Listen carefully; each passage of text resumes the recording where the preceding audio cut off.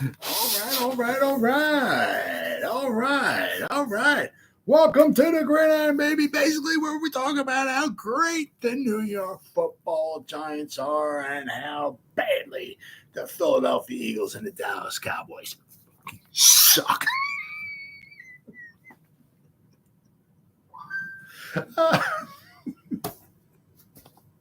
Man, I was getting a kick out of that. I said, welcome to the Gridiron. Give this video a thumbs up or maybe share this video. That'd be freaking awesome. If not, please subscribe also to this channel. It would mean so much to me. Description box below. The very top link in the description box takes you to my membership page. I got 3 different membership levels. The first one's called the Saquon. Second one's called the Lawrence Taylor. And the third membership level I got is called the Gridiron. Each one has their own little perks to them. So if you want to help support my channel out, it would mean so much to me. And also, a little ways down in the description box at the top, I got a link. It's a Facebook link. It takes you to my Facebook group. It's called the New York Giants, the Gridiron. It's my Facebook group. We have over 8,900 members in the group. It's doing simply marvelous. Basically, if I'm alive and breathing and if I have internet access, I'm putting stuff in that group darn near 365. There's a ton of stuff going in that group every day. And then the link underneath it takes you to my Twitter account. Follow me on Twitter. I'll follow you back. That's an absolute promise. I put Giants-related stuff in my Twitter account every day. Well, we had the fisticuffs for flying. I mean, one of these articles, I was from Dan Dugan or whatever. One of them said it was like the most intense, heated he's seen. I mean, you know, the Lions came and they came to kick some butt, and the Giants just, you know, went back and forth. So, all right, I could hardly wait for next for the next one on Tuesday. See what happens there. Remember last year the Giants went into Detroit and kind of got their butts handed to them a little bit. I mean, what Campbell does, and hey, you know, the guy is going to bite your freaking kneecap off. Gotta love it. I tell you what, when I first heard, and he said that in his introductory press conference, I was just like laughing, like, oh my God. My God. This guy's not going to last very long. But as usual, I'm wrong. That's not something you usually hear from coaches. But you do know that Dan Campbell coach team is going to come in tough. He makes sure that they get contact because he's trying to prepare them for the season. You don't bubble wrap these guys, put them in a box, put them on a shelf, and then the opening game rolls around. You take them out of the shelf, and you take the bubble wrap. Oh, here you go, guys. Let me wind you up. Okay, go play some football. Go run ahead. You see 60. No. You gotta prepare for the season, and that's what Dan Campbell does. You know, he gets the guys, they get some contact. Like it's called football, you know, not this pussy stuff that they do nowadays. But anyway, so you know what, Dan Campbell coach team is going to be tough. And last year when the Giants went in, they had their, you know, it's the same thing that the joint practices in Detroit last year. For pretty much the first day, it seemed like Detroit really seemed to get the best of the Giants. And then the second day, the Giants, you know, certainly seemed to hold their own. And then you figure in the preseason game last year, you know, the Giants lost and by touchdown. Of course, there was the I forgot, 85-yard, whatever that punt return was for a touchdown. That Daboll was not very happy about that one, I can assure you that. But that's about what the Giants lost by. So, but I mean, the Giants got the rear ends handed to them the first day. I mean, it was kind of like, you know, the Lions came, you know, and they, you know, to play some football. And the Giants, you know, kind of thought it was, I guess it was going to be a little patty cake or 2-hand touch or flag football or something like that. And the Lions said, nuh-uh. So, but thankfully the Giants, last year, the second day, seemed to step it up a little bit. But so the Giants this year were ready. You know, its tempers were flaring. Of course, Thursday night, if this stuff starts happening, the flags will be flying. Of course, you know, it's I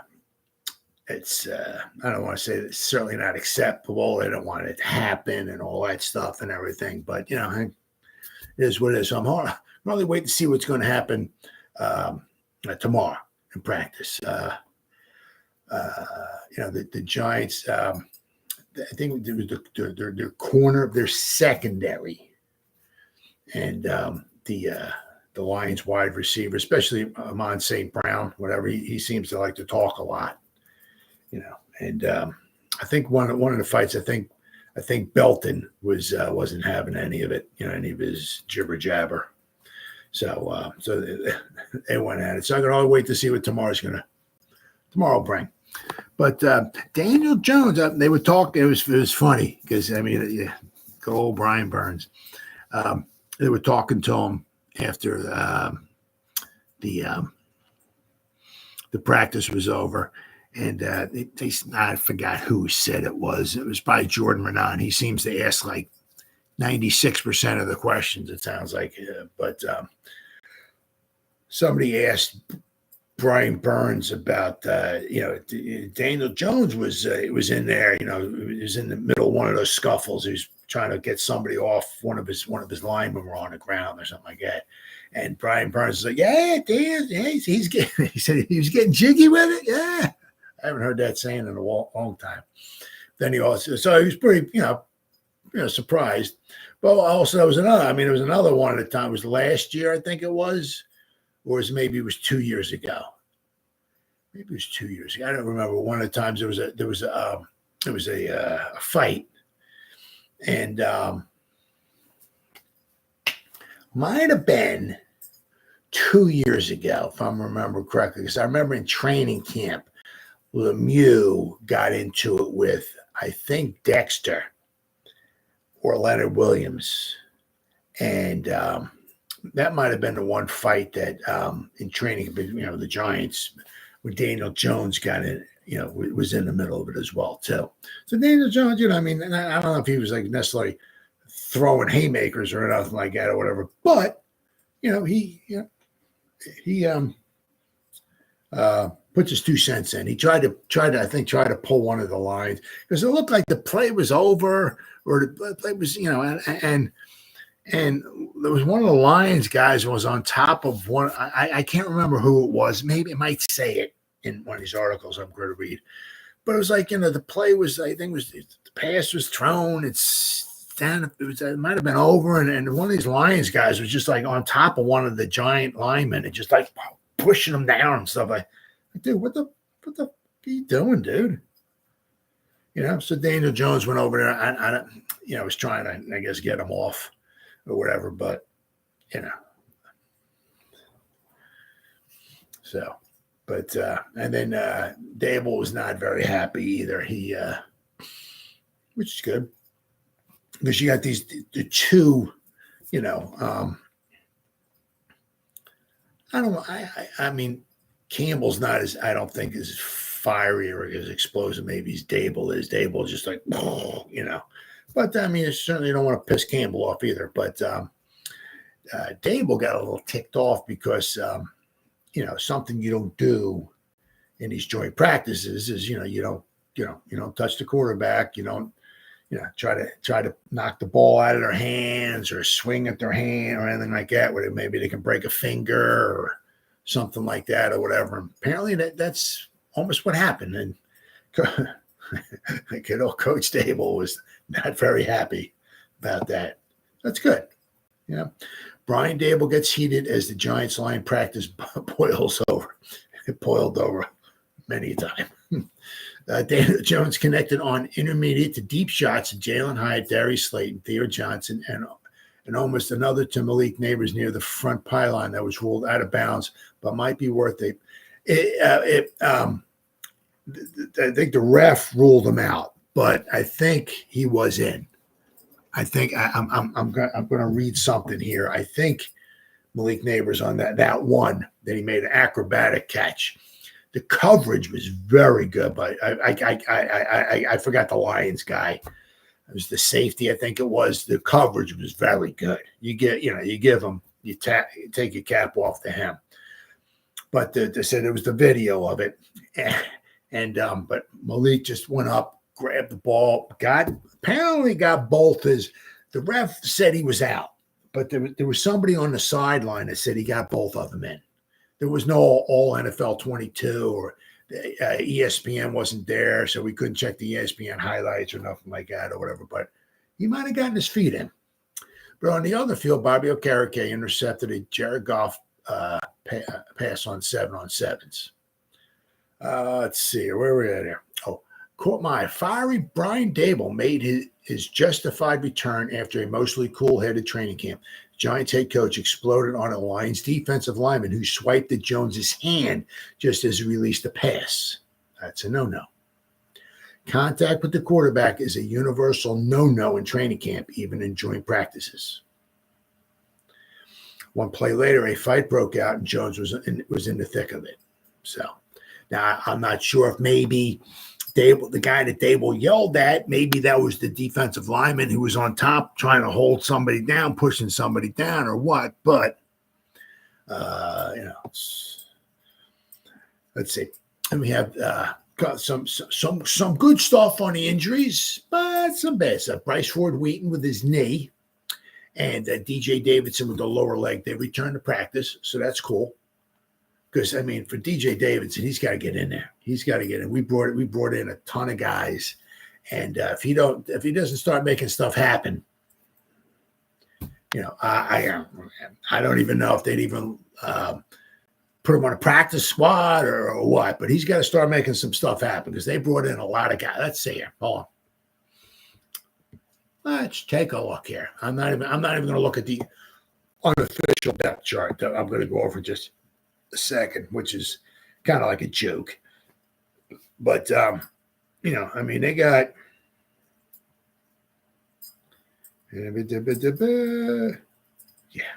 they got 9 guys on, and that's not including the edge rushers. All right. You got Ryder Anderson, Elijah Chapman, right? Don't forget about him. Casey Rogers, Sexy Dexy, maybe you heard of him, right? Nacho, right? Jordan Phillips, Jordan Riley, DJ Davidson, and Timmy Horn. So, I mean, a look at the we got here. Nope. Here we go. I'm just going to look at this real fast. The unofficial depth chart. Where does it say they got him at here? He's third. The third nose tackle behind Jordan, Sexy Dexy and Jordan Riley. So DJ's got to make something happen. He's definitely got to make something happen. So it's a good thing for he's coming back. Same thing with Bryce Ford-Wheaton. Now the Giants gave Bryce Ford-Wheaton, signed him, gave him a little signing bonus last year. They're kind of expecting things. He was injured last year. It's going to be tough for him to make because we just added a wide receiver, right? We had pretty much, right? We had Hyatt ain't going nowhere, right? Oh, Coop, what's up, buddy? We got, we got Hyatt ain't going nowhere. Slayton ain't going nowhere, and Robinson. And we just added, obviously, Malik Nabers. Now we got 4 guys, 4 wide receivers who ain't going nowhere. And you got, of course, then they're going to try to sneak in like a return man or so. So maybe McKenzie might get added in there. But we got a ton of other wide receivers. So Bryce Ford-Wheaton's got good thing he came back because he's got to try to do something as well too. Michael Schmitz's shoulder. Let's see here. Still wasn't there. Lawrence Cage with a hamstring. Jack Stahl's in concussion. They didn't practice either. So we had some good. We had some bad. I'll have to wait and see. But let's see here. A lot of stuff going on there. It's Dan Dugan. That's who it was. Okay, I'm sorry. Who wrote this here? Jeremy Reisman, I guess. This is from, okay. Oh, my bad. Okay, it's from Pride of Detroit. So this is a Detroit article. Okay. So This guy was writing here. I said, I won't spend long on this part because literally everyone wrote about it. And it's something we've been observing about Lions practices since camp opened up. That said, it does sound like things got a little over the top with upwards of double-digit skirmishes between the two teams. Both the Lions reporter Colton Pouncey and the Giants reporter Dan Dugan called this the most physical training camp practice they've ever witnessed. So Dan Dugan said, view from the other side, most intense practice I've seen in 9 seasons on the beat. And then Colton Pouncey also said the same thing. This is the most physical practice I've ever seen. So neither team was backing down. The two highlights that seem to exemplify this the most is the fight that broke out following a tiff between Amon-Ra St. Brown and Dane Belton. And I keep hearing a lot that St. Brown seems to like to talk a lot, and I guess Belton wasn't having much of it. But it's very interesting to see what's going to happen tomorrow, because I understand it, and they can get away with it, right? But Thursday night it's going to start costing. It's going to, the flag's going to be flying. So. I mean, they're doing this now, but it'll be interesting to see what winds up happening tomorrow. But there was all kinds of stuff. I mean, it seemed like, just the stuff I'm reading, the stuff you hear, the Giants did a nice job. It wasn't all Giants. It wasn't all Lions. It was nice. The Giants had some good plays in there. This is from Giants.com. For the second consecutive year, Brian Daboll and Dan Campbell brought their teams together for joint practices before their meeting in the preseason opener. This time, the Giants are hosting the Lions. It's all about competition, Daboll said before the practice at the Quest Diagnostic Training Center. You've been going against each other for the last couple of weeks. New faces, new schemes, good football team. So we're excited to get out there. Every year is a new year. We've got a lot of respect for these guys. And then they say, here's what you need to know from Monday. There's just a lot of stuff going on, obviously, because you got stuff going on in a couple different fields, right? Just after splitting the squads for 7-on-7 and 11-on-11 drills, all units came together for a lengthy session in the red zone to end practice. The Giants found the end zone twice, first on a run by running back Turbo Miller, all right, up the middle, wide receiver Johnny Giles. Another undrafted rookie then made a leaping catch in the corner of the end zone on a pass from Tommy Chicken Cutlet Parmesan. Linebacker Bobby Okereke grabbed the lone interception, jumping in front of a Jared Goff pass on the 7-on-7 drill early portion of practice.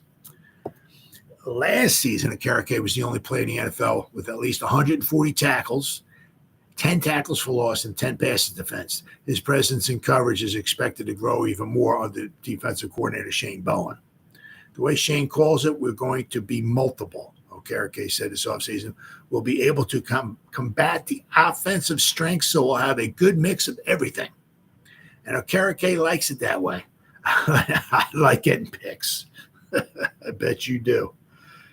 Then the nice thing is because now he's going to be running, obviously, with Bowen more of kind of like a zone, right? So the guys will be able to back up, right? For the most part, and kind of hopefully have their eyes on the quarterback, right?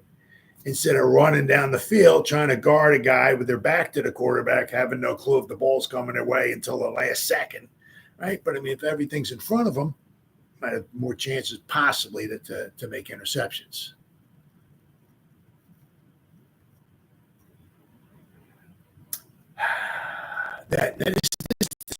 This is where they said the Malik Nabers catch was out of bounds, but they said 100% in, got the proof, is the text that the director of cinematography and content, Michael Becton, sent me.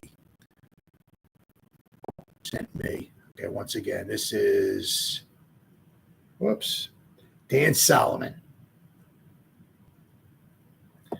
Sent me when the dust settled following Monday's practice. The play in question was the spectacular catch Malik Nabers caught over Lions safety, one of the Lions safety. Nabers snagged a deep pass while turning and falling backwards on the right sideline just short of the pylon. The question wasn't he caught it. He caught it. It was whether he got both feet in bounds. The official on the field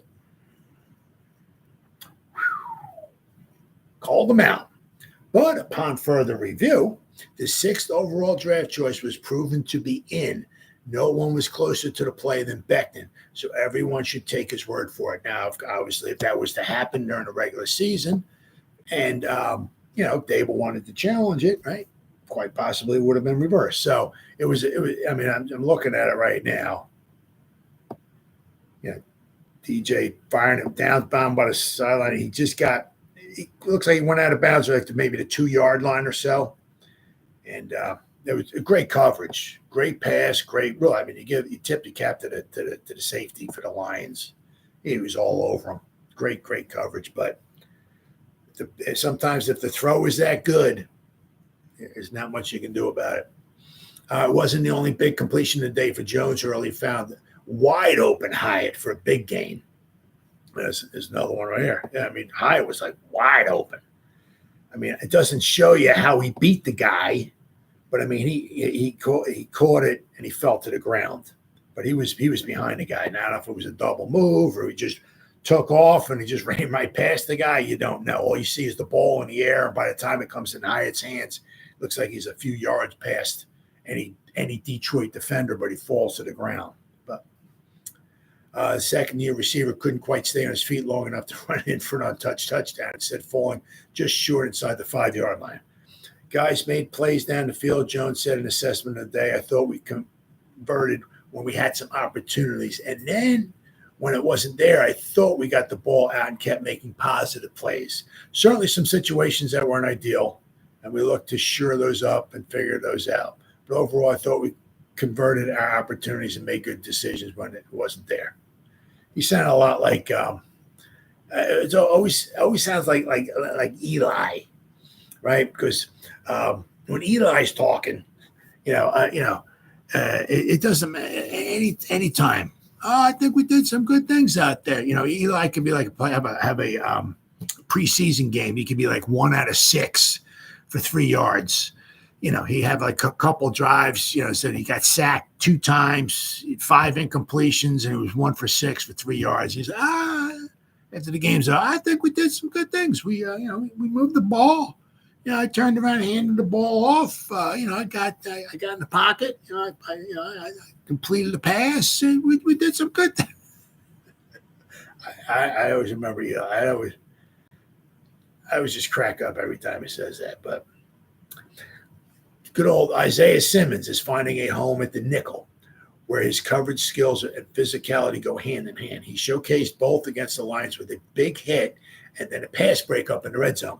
Wide receiver Dennis Houston has routinely made highlight catches this summer and did so again on Monday, climbing the ladder to pluck a Drew Lock pass out of the air. And he's got a long way. He's got but he is this is his resume. Because he's got a hard time trying to make this team.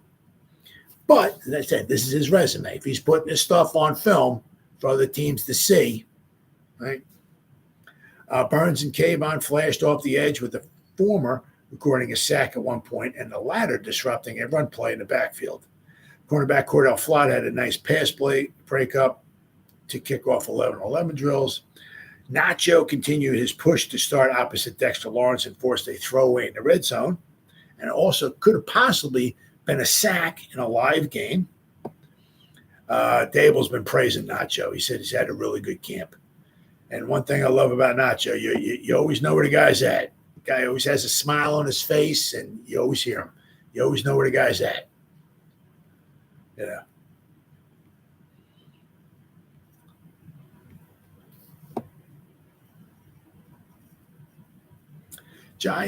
Giants offense finds some success versus the Lions defense. Now, this is from the Lions perspective. All right, Daniel Jones and the Giants offense seem to have a fair amount of success against the Lions secondary, particularly rookie receiver Malik Nabers. Giants reporter Jordan Renaud said he charted Nabers catching all 8 passes thrown his way. Holy crap. While reporter Connor Hughes had Jones completing 12 of 17 of his passes. Perhaps most concerningly was the performance of the Giants' offensive line. Last year, New York allowed 20 more sacks than any other team, and they're currently dealing with a couple of injuries. But it sounds like they were able to handle the Lions' defensive line for most of the day. Now, this is from the Lions' perspective. The offensive line held up very well against a good defensive line, Hughes wrote. John Schmelk of the Giants, who is obviously going to skew positive toward his team, he had this to say about the matchup. The Giants' offense line held its own on one-on-ones. Jermaine Illuminor had a good back and forth with Aiden Hutchinson, with both players winning at least one rep. Joshua Zudu had a good rep. Thank goodness that guy's back, huh? The guy goes down one day, he's being carted off, and he's back in the practice field. Thank you. Now, I'm not saying he's going to be the savior. I'm not saying he's a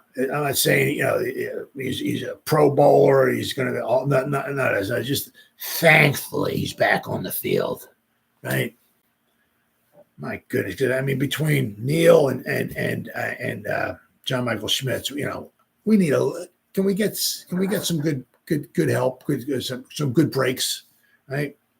So Zudu was back on the field. He had a good rep as he ran the rusher around the quarterback and did Joshua Miles, who has shown good feet throughout the summer. The Lions offense did connect on some big plays, though. So, it was back and forth. Wasn't all Giants, wasn't all Lions. On the other side of the ball, the Lions reportedly got loose for a few big plays and secondary breakdowns. They were apparently from what Schmelk was talking about. Schmelk and was it Matt Sytek too? I think quite possibly they were in Big Blue Kickoff Live. They were both. I'm almost positive. I think Schmelk brought that up. He said, you got a bunch of young guys. It's a new system. Young guys, if they're going to screw up now, right? Not during the regular season. But also, I think Schmelk also mentioned that you might go into the season the first couple of weeks. He said you might see some breakdowns, and apparently that's what happened. In the secondary. For the Giants. It says, on the other side of the ball, the Lions reportedly got loose for a few big plays and secondary breakdowns. Jameson Williams got free on this red zone drill. I'm not going to look at it. While Doris Fountain kicked off team drills with a bomb from Jared Goff. It says, ominous start for the Giants. The second play of 7-on-7 is a blown coverage leading to a deep walking touchdown. Jared Goff to Doris Fountain. So, blown coverage. But once again, it's a new system. This is where you want to start, working out the wrinkles, shall we say. Things are going to happen. Bad things are going to happen. Let them happen now. The Lions O-line versus the Giants D-line lived up to the billing. Now you got the Lions. Now you got here. Nabers is going to be just all. I mean, the indication seems like he's going to be good pick. Giants got it this time. The Giants got a real good pick six, right? Unlike Daniel Jones, but with the Lions offensive line is obviously, top 5 in the league. And they're going up against the Giants D line now with the addition of Brian Burns. That's a good matchup. And it says here, without a doubt, both teams' identity is found in the trenches. New York brings a lot of pass rush with Kayvon Thibodeau, Dexter Lawrence, and a newly acquired Brian Burns.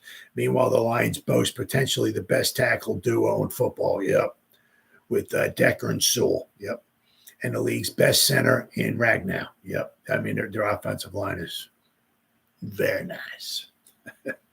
Schmelk and others saw a draw between the two units during one-on-one drills. Both groups had their wins and losses throughout. Neither side dominated the other. Schmelk wrote, the Giants' Andrew Thomas and Detroit's Penei Sewell were difficult to beat at offensive tackle, showing why they have been both been all pros. Let's see. Overall, based on all the snaps and team drills on both fields and the defensive line versus O-line drill, we go to the judges' scorecards, and this about this was been ruled about a draw. That said, it does sound like Brian Burns was a problem during team drills. Now, Hughes wrote, I guess that Hughes is the guy. Let's see. WFAN's Sean Morash and Tommy Lugauer were in attendance. They were over with the Giants defense while I watched the offense. Morash said Brian Burns lived in the Lions' backfield. That's notable considering he rushed Penei Sewell most of the day. Burns, after practice, credited himself with at least 2 or 3 tackles for a loss. We'll continue to update this as more information continues. So it's going to be very interesting tomorrow. Very, very interesting tomorrow. So, but I mean, that's, you got the Giants, defensive line should be strong, and you're going up against the Lions' offensive line. I mean, I wish the Giants had that problem. The freaking line that the Lions have. I mean, the thing is, like with the Lions, they draft guys high, right? Or with Sewell, and you plug them in. It's like, hey, these guys are pretty good, The Giants draft guys high, and you don't know if they're good. It's like, John Michael Schmitz, he's out. Evan Neal, he's out. Zudu, his 3rd round, he's out. Now he's in. So, I said, now the Giants, of course, this is just, they released their first unofficial depth chart of 2024. And I think this is just more I guess, to shut people like me up, and who's the second string left guard? Who's your backup punter going to be? Huh? Do you have a backup water boy? Who's that going to be? We need to know.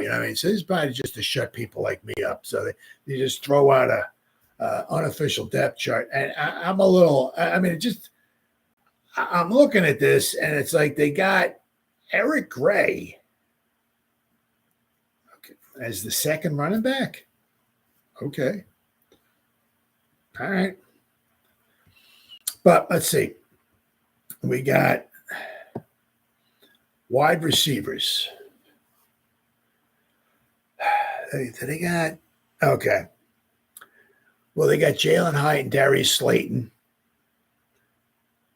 Basically, I guess, is one of the wide receivers. They got 2 guys basically for 1 wide receiver spot. Then, of course, they got Wan'Dale Robinson. And then, of course, some guy by the name of Malik Nabers is the other starting wide receiver. Then they have Hodgins is that backup to Nabers. Allen Robinson is the 3rd string. Once again, this is just all, I think, pretty much just to shut morons like me up. Bryce Ford Wheaton, they got the 4th string.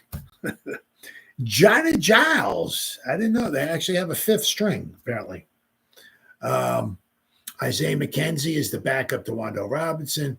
Gunnar Olszewski is the backup to the backup to the backup to Wan'Dale Robinson. And Ayer Asante, he's the 4th string, I guess, slot corner. Now, the thing is that, are we keeping Gunnar for the punt return? Or are we keeping Isaiah McKenzie to return kickoffs? If we're keeping those 2 guys, I mean, how many wide receivers are we going to keep?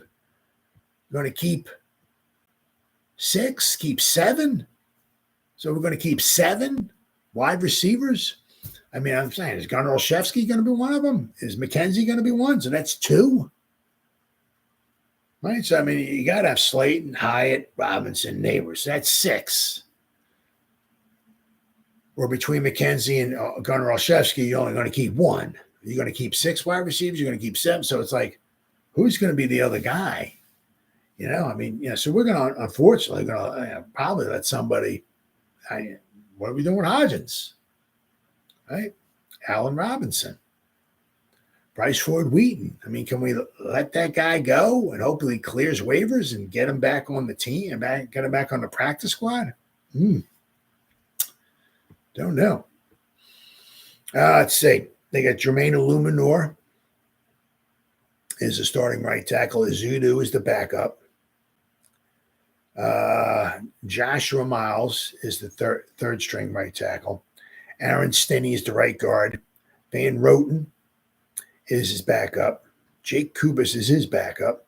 Center is John Michael Schmitz. Jim Morrissey is the backup center, and Austin Schlotman is the third string. Runyon Jr. is the left guard. Jalen Mayfield is his backup, and Marcellus Johnson is his backup. They don't even have Evan Neal on here. It's kind of making you wonder, huh? Kind of scratching your head. Where's Evan Neal at? Not on here. They got Andrew Thomas and his backup. Love the name. Yotney Kajust. Love it. And Matt Nelson is the third string left tackle. So, running back, they got Devin Singletary. Then they got Eric Gray as the second string running back.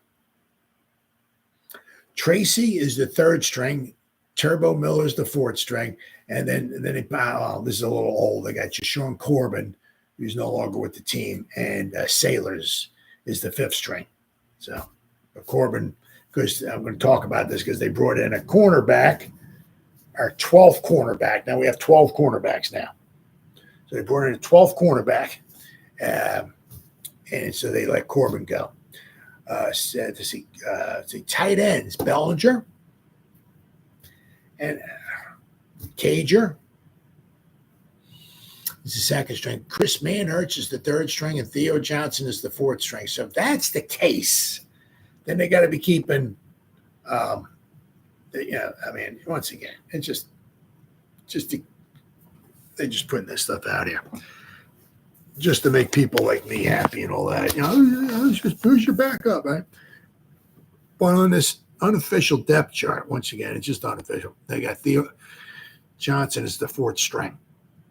So if that's the case, they're keeping four tight ends because they're not letting Theo Johnson, not letting him go. And then you got Jack Stoll and Tyree Jackson on the fifth string. That Stoll, once again, is in concussion. So then, of course, Daniel Jones, Drew Lock, and Tommy Chicken Cutler Parmesan are your quarterbacks. Now, defensive ends, they got Burns, Boogie Basham, and Ovi Aghofo. Aghofo. I'm horrible at pronouncing names. Nose tackle, got Sexy Dexy, Jordan Riley, DJ Davidson, and Timmy Horn. Another one of the defensive tackles, we got Nacho, Ryder Anderson, Jordan Phillips, Elijah Chapman, and Casey Rogers. And, of course, then I got the outside linebacker. Got Kayvon, Azeez Ojulari, Toman Fox, and Benton Whitley. And the two inside linebackers, they got Micah McFadden and Bobby Okereke are the starters. Carter Coughlin and Deontay Johnson are the second stringers. Matthew Adams and Darius Muasau are the third stringers. And Darian Beavers, fourth stringer. Nickel is Drew Phillips, Isaiah Simmons, Nick McLeod, and Trey Herndon. Cornerbacks, Deontay Banks, Trey Hawkins III, David Long Jr. The other cornerbacks is Cordell Flott, Darnay Holmes, and Breon Borders. Safeties, Dane Belton, Tyler Nubin is his backup. Javarius Owens, and then Alex Johnson. And the other safeties, Jason Pinnock, Elijah Riley, and Caleb Hayes. Now, where is... Well, I guess Mills is hurt. So I guess he's not on this list here then. I don't see him. The Green Goblin. Punt returner, Gunnar Olszewski. Isaiah McKenzie is the backup punt returner. Gunnar Olszewski is the kickoff returner. And his backup is Isaiah McKenzie. So they might be keeping both. No. Now the interesting thing is that with the kickoff, interesting to see how Gabriel situates everybody. Is he going to have two return men back there? Right? Line up the rest of the guys and have two return men back there? I mean, if that's the case, is it going to be Gunnar Olszewski and McKenzie? I'll have to wait and see. But so that's the unofficial depth chart. And then the Giants, they claimed Christian Holmes from the Washington Commanders. It kind of makes you scratch your head a little bit, but I mean, it's like the Giants have now added 3 cornerbacks during training camp. I mean, it's like every few days they're adding another cornerback. You know, now I wouldn't get overly, Now with Christian Holmes, okay, he played a lot last year. He played a lot on special teams for the Commanders. 283 snaps on special teams. So he was a special teamer. He didn't grade out particularly well. He graded out at 57.4. Nothing super duper spectacular, but he did play a lot of snaps last year for the Commanders on special teams. Not so much, let's see, in 2022, he did the same thing. 2022, he played over 300 snaps on special teams. So 322. He graded out of 68. Not too bad. According to PFF, that's all I'm going by. So he's played since 2022, in the last 2 seasons, he's played over 600 special team snaps. So that could be, attraction for his attraction. Now, because if you hear his defense, last year on defense, he played 33 snaps. He graded out at a 47.1. His run defense was a 55.8. His tackling was a 30.1. His coverage was a 48.9. Nothing super duper spectacular there. I'm sorry. That was in 2022. He did get better in 2023, but he only played in 33 snaps. 2022, his first season, he was a 7th-round pick from Oklahoma State. So in 2022, he played 104 snaps. Last season, he only played 33 snaps on defense, and he graded out of 64.7. But in his first 2 seasons, he's only played 137 defensive snaps. So I'm not exactly sure what the huge attraction is for him, but once again, I mean, the Giants have had a lot of guys in the secondary. I mean, we got like between cornerbacks and safeties, we got 20 altogether. We got 12 cornerbacks, and they got 8 safeties listed here. I'm looking at another depth chart that I got up here, and this one has Jalen Mills on there, but he's on the non-football injury list. So at safeties, we got Belton, Pinnock, Nubin, Riley, Gio, Javarius Owens, Jalen Mills, who's on the NFI list, Caleb Hayes, and Alex Johnson. So we got 8 safeties, and we got 12 cornerbacks. 12. We got Phillips, Banks, Flott, Holmes, Hawkins, Isaiah Simmons, McLeod, Long Jr., Breon Borders, Mario Goodrich, Trey Herndon, and Christian Holmes.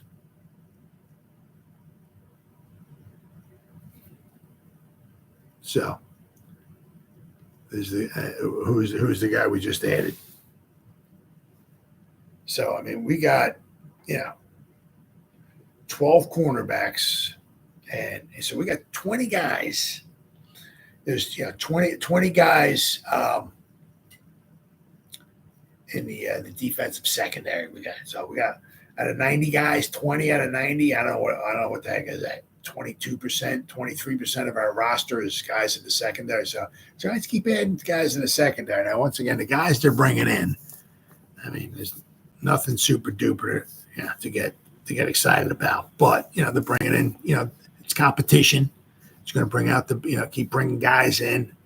Hopefully, it'll light a fire under some of these other guys that we drafted, right? Or we brought Darnay Holmes back, or so hopefully it'll light a little fire, give us some competition there. But so the guys we're bringing in, there's nothing super duper spectacular about them. So the Giants have been very active in the quarterback market during training camp, as they've added 3 to the active roster since camp opened up. Christian Holmes became the latest addition to the secondary as it was announced that the Giants claimed him off waivers from the Commanders.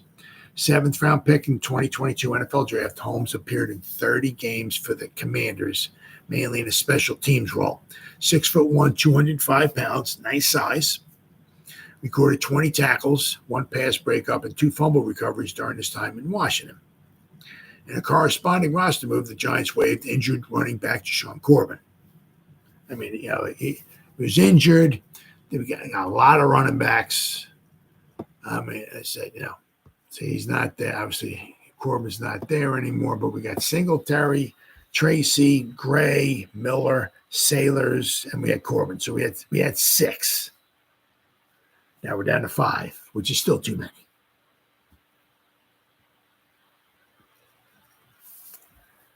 Let's see. Originally signed as an undrafted free agent in 2022, Corbin spent the majority of the season on the Giants practice squad. He was among the final cuts prior to the 2023 season and made his way to Carolina to join the Panthers organization, but eventually returned to the Giants as part of their active roster in Week 8 of that same season. In limited action over 6 games, Corbin made 1 rushing attempt for a single yard. He also made a minor impact in the passing game, recording 3 catches for 12 yards, and on special teams, recording 3 tackles. The Giants continue to look for depth in the secondaries. Adding talent to this positional group has been a trend early on in training camp. Although there's an emphasis on adding to the secondary, the running back unit is down to 5 healthy bodies. The franchise may look to add some additional depth to this position in the near future. Well, I can certainly tell you, without question, they're looking to add some depth. One thing they won't be adding depth will be Matt Breida, who just signed a deal with the San Francisco 49ers. So he'd been out there, because you just see reports, why did the Giants bring Breida back, So that's not happening anymore. I mean, of course, if you got Singletary, I don't know, and I said you drafted Gray, you brought Miller in, you drafted Tracy. I don't know why you would wind up bringing Breida back. But that's not happening anyway because he just signed with the San Francisco 49ers. So, but the Giants still got 5 running backs right now. But things can change at the drop of a hat, because especially when you got like the tight ends, you got the running backs, some that only have a certain amount of guys. You go in the first preseason game. I'm not wishing this on anybody, but whatever. Drive or 2 into the game, Singletary starts coming up limping with a hamstring or something, and somebody else tweaks an ankle or whatever. Now you're down to like 3 healthy running backs. So now you're scrambling to see who you can bring in. Same thing with the tight ends. If 1 or 2 tight ends get injured in 1 or 2 preseason games or something like that, now you're scrambling for a tight end. Same thing with quarterbacks. Now we only got 3 quarter. I can't talk. Quarterbacks, right? Since Rourke is gone, so we only got 3. So something happens to one of them. Because, Daniel Jones probably get in there, but it probably ain't going to be in there very much. So that means that Locke and Tommy Chicken Cutlet Parmesan, he's going to get a lot of, and if one of those guys gets dinged up, they'll be out there, right, looking for another quarterback. So, some of the positions, we got a ton of guys. I said, the secondary, we got 20 guys back there, right? Certainly doesn't mean that they won't bring somebody else in, but we got a lot of guys there. Got a lot of wide receivers, But some of it, some of the spots are, we can, you lose 1 or 2 guys and now you're scrambling. I said, especially like quarterbacks. Then we only got 3 guys now. So, but it's been very interesting to see if the tempers flare once again tomorrow. As the Giants and the Lions line up against one another for the second joint practice. And then we got Thursday night is the first preseason. Unbelievable. Absolutely unbelievable. And before you know it, the opening weekend is going to be here before you know it. Unbelievable. When you get to be an old fart like me, time flies. It really flies. So, all right, guys. Whoever spent any time listening to me live, thank you. Two giant goofballs. Thanks for checking in, brother. I appreciate it. Thank you, Drew. So whoever spent any time listening to me live, thank you. Or if anybody's going to spend any time watching the replays once again, thank you so much from the bottom of my heart. It means the world to me. And as always, you guys stay safe out there and go Giants. Woo! Oh, yeah.